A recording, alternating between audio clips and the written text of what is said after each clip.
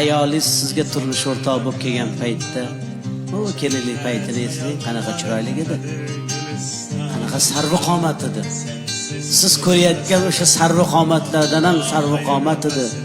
Siz o'sha internetda tomosha qilib o'tirgan go'zallardan ham go'zal edi.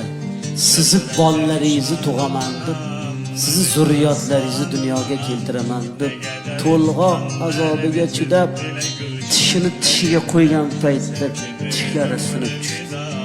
Kechalari yarim tunda uyg'onib, bolangizga alla aytganda ko'zlari qizarib, bedorlikdan, uyqusizlikdan ko'zlarini nurini yo'qotdi. Ko'zlari xiralashdi.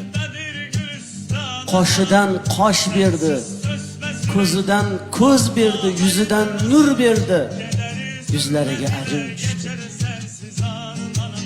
Siz ayolingizni qanchalik go'zal ekanligini ko'rmoqchi bo'lsangiz, farzandlaringizga qarang. Ana endi aytingki, sizni ayolingizdan go'zali bormi?